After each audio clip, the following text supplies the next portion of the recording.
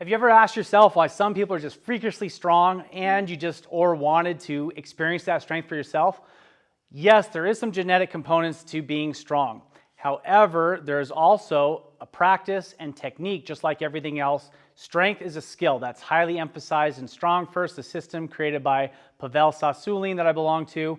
And this video is going to show you some of those secrets to start releasing your inner Batman, as in my case, or Wonder Woman. Or if it suits you and you want to release your inner Wonder Woman, hey man, go for it. Rock on, bro. So what we're going to really focus on right now is how to create maximal tension, maximal strength by a process called reverse engineering.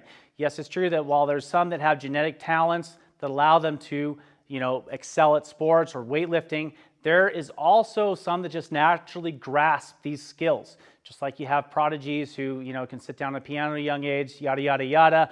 We are going to learn this right now though. So we're going to walk you through starting upper body to lower body, and you're going to see for yourself how you can start telling your body to get strong each and every rep. Strength is a skill. It requires your body to move as one coordinated unit and use more muscle fibers per lift every time. So the first thing we're going to work on is our grip strength. Grip strength is huge for all of our endeavors. In fact, it has a high carryover into mortality rate and living a long, healthy life. So we want to have a strong grip. So what Annie's going to demonstrate is she's going to start with one hand, and she's going to give me a fist of like about 50%. So as you can see now, this is called hyperirradiation. Our body is wired to work together. She's making a fist, but you can see her biceps and triceps start to shoot. Try to give me like a 75% crush. Boom, those biceps are really flexing now. She's not doing any sort of exaggerated curl. In fact, bring your hand down here just a little bit. You can still see that even if she increases the distance from her hand to her shoulder, the bicep is still working. All out 100% effort. We're going to find triceps working. You can see the lats tightening back here. You can see the chest muscles, the pecs firing. Go ahead and relax. That's starting to get a little tense. Shake it out a little bit. When we are using high tension techniques, we want to do fast and loose between rounds. It allows us to do more reps and stay fresher longer. Okay, let's see what a double grip looks like. Let's do 50%, 75%, all out 100%. Now you can see, again, we're utilizing both sides. The tension from the right is applying to the left and vice versa. Go ahead and rest. So when I am tensing both sides, even if I'm doing a one-armed lift, if I'm tensing this free side, I'm going to channel more tension into the working arm. Now we're going to move on to our abs and then lower body. So in our power posture video, we started to cover the tension techniques across my core. And what this ends up looking like is the abs are braced. She's not pushing out or sucking in, but she's ready for a punch, or in this case, I can really, see, it doesn't even bother, it doesn't even phase her. So we really want to make sure that all the power posture techniques throughout the trunk are being utilized when we want to optimize and maximize our strength. That's going to be the force coupler that brings the force from the lower to the upper half and from the upper to the lower half. Let's move on now to our lower half. When she's engaged and she's fully tensing, I want you to now tighten your butt as hard as possible, abs, and now your fists. Okay, so now we can start to see more tension being built. Now last one, add your thighs.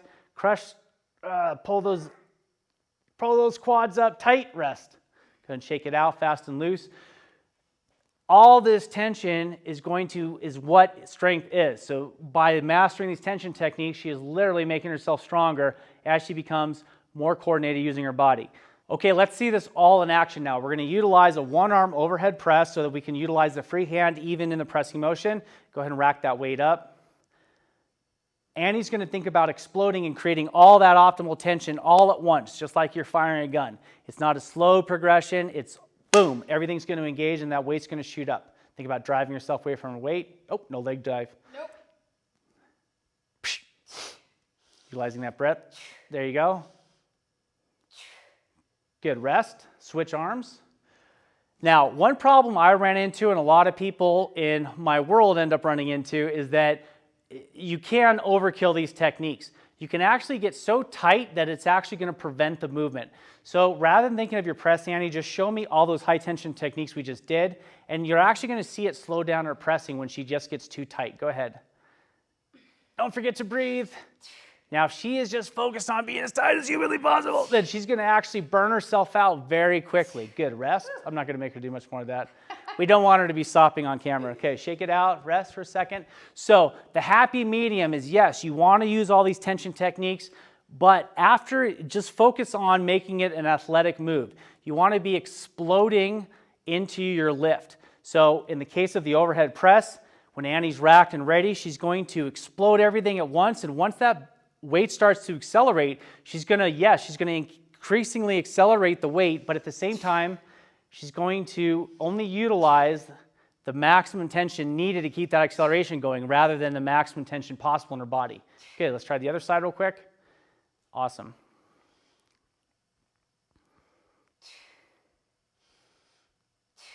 One more.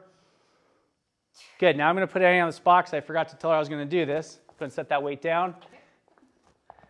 We're going to see another great example of this in the swing. Annie, I want you to do 3 to 5 swings and get over tight.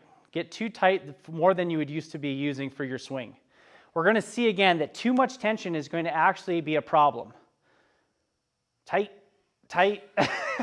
Well, okay, all right, you still got to complete the movement though. Okay, try again. Okay, here we go. So she's still going to complete the swing, but just make it a little bit overkill. Ready? Explode. Tight, tight.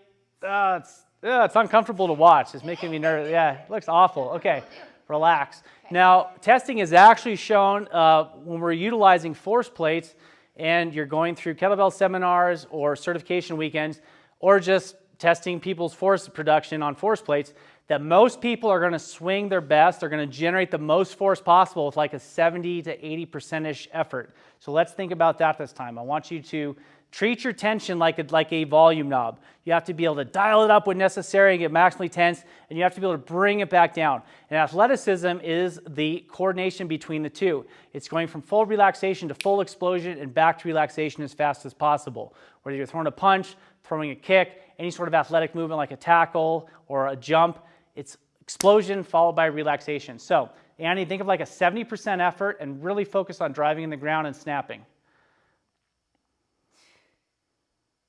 Good, explode faster. Focus on that speed. One more. Good, rest. So how much effort was that to create that amount of speed? Not much. Not much, exactly. So we want to stay fluid, we want to stay fast, and that's going to be our maximizing our power output.